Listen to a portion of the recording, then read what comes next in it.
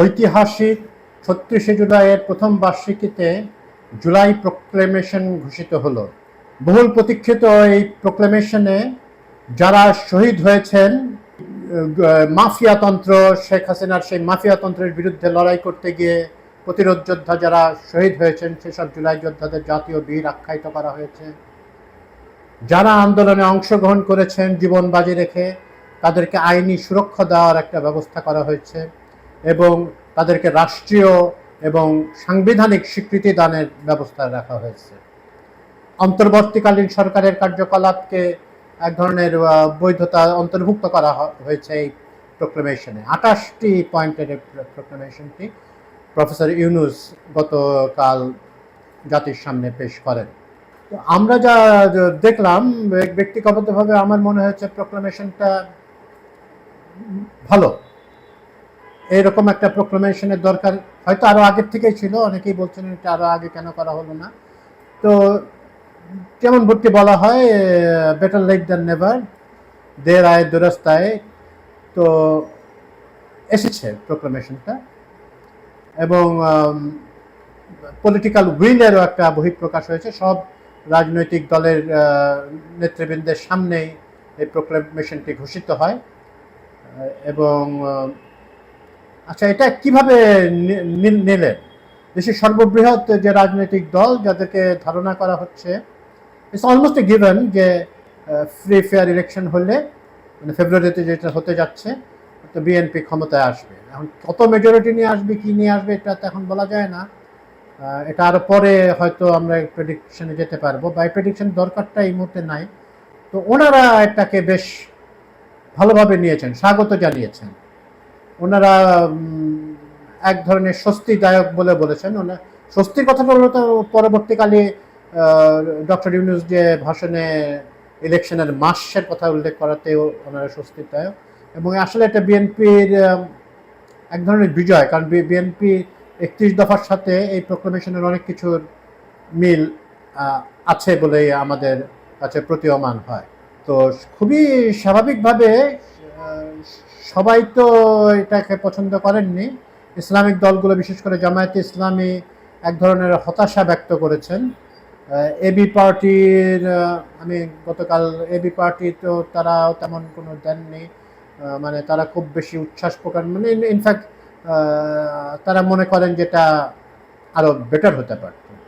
নুরুল হক নূর, যিনি আমাদের ভিপি নূর বলে পরিচিত, আমাদের রাজনৈতিক ব্যক্তিত্ব, উনিও এটা নিয়ে তার রিজার্ভেশন ব্যক্ত করেছেন। কিন্তু এনসিপি বেশ ভালোভাবে স্বাগত জানিয়েছেন এবং এনসিপির নেতা নাহিদ ইসলাম ছিলেন সেই সভাতে এবং তারা এটাকে অফিসিয়ালি স্বাগত জানিয়েছেন। তারা এই প্রোক্লেমেশনের ব্যাপারে সবচেয়ে দুর্বার দাবি, মানে আন্দোলন গড়ে তোলার হুমকিও দিচ্ছিলেন এবং তাদেরই দাবি ছিল, তারা বলছিলেন যে এটা না হলে ওনারা নিজেরাই ঘোষণা করে দেবেন। তো সেই পর্যায়ে আর যেতে হয়নি। প্রফেসর ইউনূস এইটা ডিক্লেয়ার করে জাতিকে একটা, মানে এই বর্ষপূর্তিতে একটা উপহার দিলেন। ভোটের ডেটটা যেমন, মানে ভোটের মানটা যেমন, এই প্রোক্লেমেশনটাও তেমনি গুরুত্বপূর্ণ এবং এটা সংবিধানে অন্তর্ভুক্ত হবে, সংবিধানের তফসিলে। তো এটার ইটস এ গ্রেট মুভ, এটা মনে করি। তো সবাই যে বিষয়গুলো একমত হন নাই, যেমন শাপলা চত্বরের হত্যাকাণ্ড আনার কথা বলেছিলেন, সেটা আনা হয়নি অনেকের ইয়েতে, কিন্তু এটা পার্লামেন্টে এটা নিয়ে ডিসকাস হতে পারে। মানে সবাই এটা নিয়ে আরও আলোচনার সুযোগ থাকতে পারে পার্লামেন্টে। এবং কনস্টিটিউশনাল রিফর্মসের কথা বলা হয়েছে, এটাও চেঞ্জ বলা হয় নাই, রিফর্মসের কথা বলা হয়েছে। এবং এটাও মূলত পার্লামেন্টে এটা করতে হবে, যেহেতু আমরা পার্লামেন্ট একটা আছে এবং পার্লামেন্টের প্রধান কাজ, তো প্রধান মানে কি, মূল কাজ হচ্ছে লেজিসলেশন করা, আইন প্রণয়ন করা। এদিকে ল মেকার বলা হয়, এমপিদেরকে অন্যভাবে ল মেকার বলে বলা হয়। প্রোক্লেমেশনটির একটি বাস্তব প্রয়োজনীয়তা আছে, কারণ ভবিষ্যতে কখনো উঠলে এই 36 দিনের যেসব কার্যকলাপ একটা গণ অভ্যুত্থান বিপ্লবে অনেক সময় কিছু অতিশয় হয়, এটা বলার কিছু নেই, বাধ্য হয়ে করতে হয়।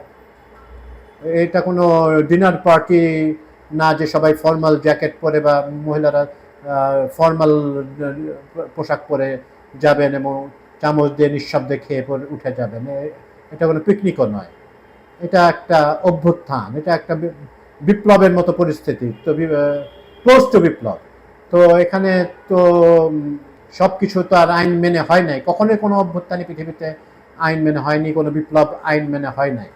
তো একটা আইনি সুরক্ষা খুবই জরুরি ছিল এবং আমরা আশা করি এটা নিয়ে আর কোনো আলোচনা হবে না, মানে আলোচনা অবশ্যই হবে, এটা নিয়ে কোনো ভেদাভেদের আর সৃষ্টি হবে না। জাতির ভিতর একটা ঐক্য, যেটা 5ই আগস্ট বা 36শে জুলাই আমাদের দেখিয়েছিল, সেই ঐক্যটা বজায় থাকুক, এটা আমাদের আকাঙ্ক্ষা এবং জনগণের আকাঙ্ক্ষাই প্রতিফলিত হয়েছে এই জুলাই প্রোক্লামেশনে।